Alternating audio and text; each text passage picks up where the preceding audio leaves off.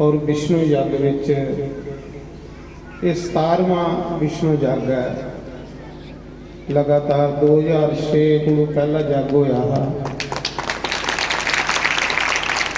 तो 17 साल हुई है इस जगह च महापुरुषों के चरण पौंदे और वेद मंत्रों का उच्चारण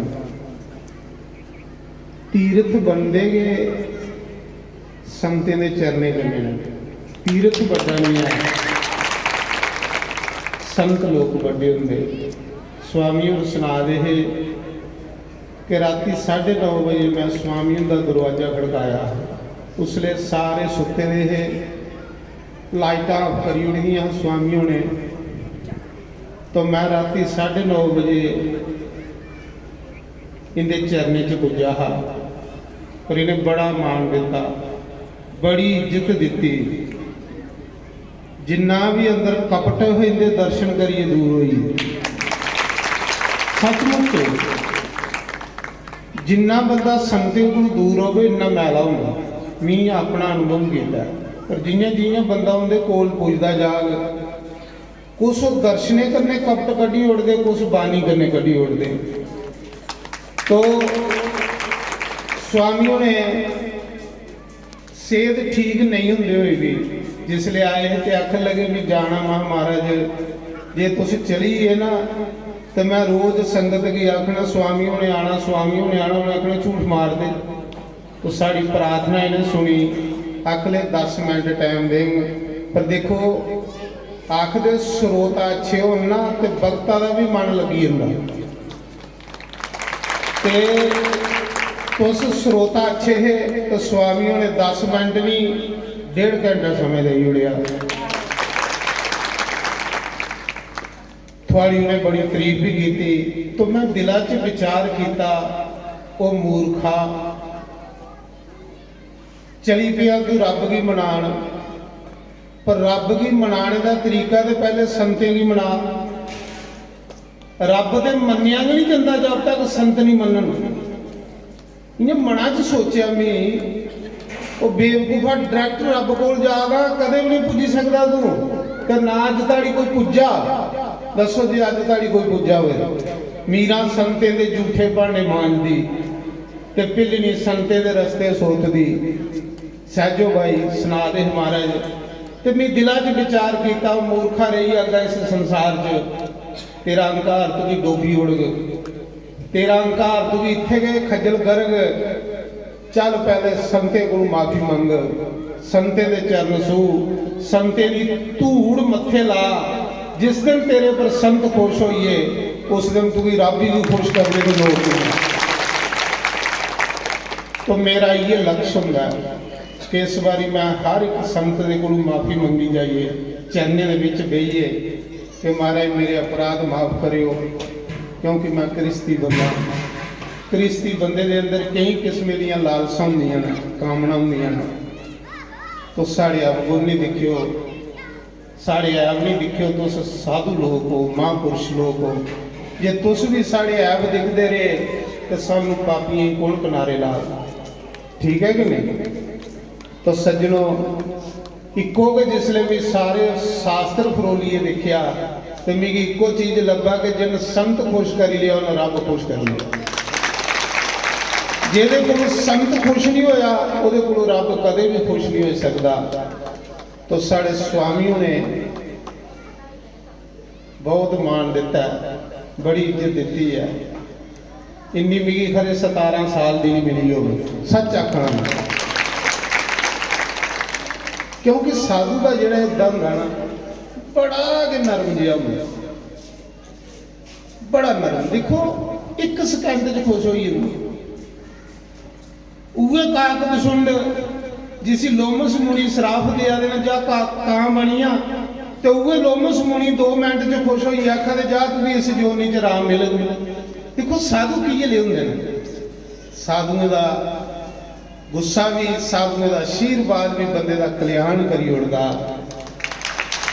सज्जनों साधु बनाई लो, साधु खुश करी लो। ये संत जेड़े ना आखदे, मैं संते को सुने दा कि गुरु ते गुरु पर जेड़े संत ने वो बाबा गुरु गुरु गुरु होंदे ते संत बाबा गुरु होंदे। आई समझे? बाबा गुरु दी गुरु को भी महिमा ज्यादा दसी दी।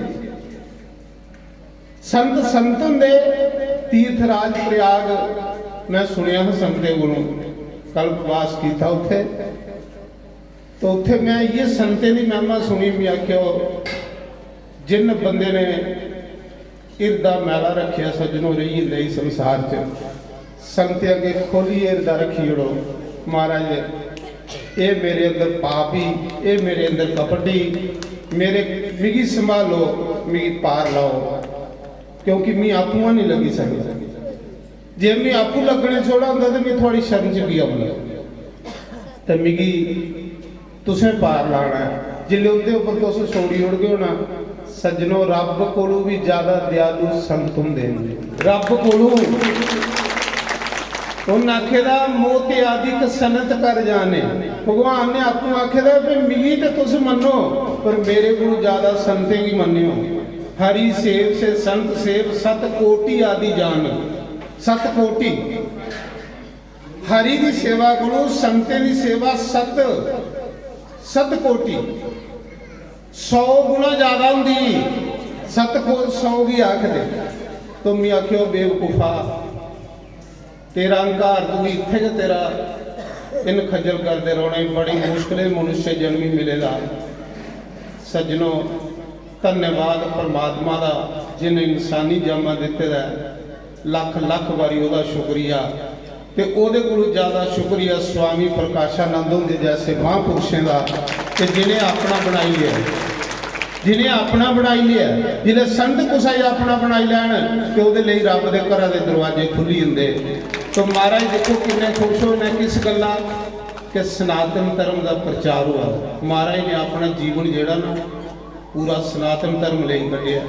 दिन नहीं दिखी, रात नहीं दिखी, और दिन रात दौड़े कहते ले कि मेरे लोग सनातनी बनन और सनातन की कायम रखन, जेदे कन्ने पढ़ करनी है।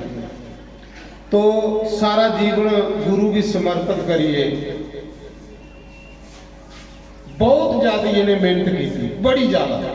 इनकी मेहनत की मैं आखा कि बखान भी नहीं कोई कर सकता कि इन्नी मेहनत की इन्हें कि अपने गुरुदेव का प्रचार करने च और भगवान का प्रचार करने। पर देखो मी बड़ी अच्छी गल इनकी ये लगी है, सिबत इनकी ये गल लगी है कि इन्हें अज ताड़ी कुसा भी आश्रम का अपने कन्ने नाम नहीं रखिया। जिथे जाके गुरुदेव के नाम कन्ने आश्रम है। सज्जनों ये महानता संत च होंदी, आम बंदे च नहीं होंदी।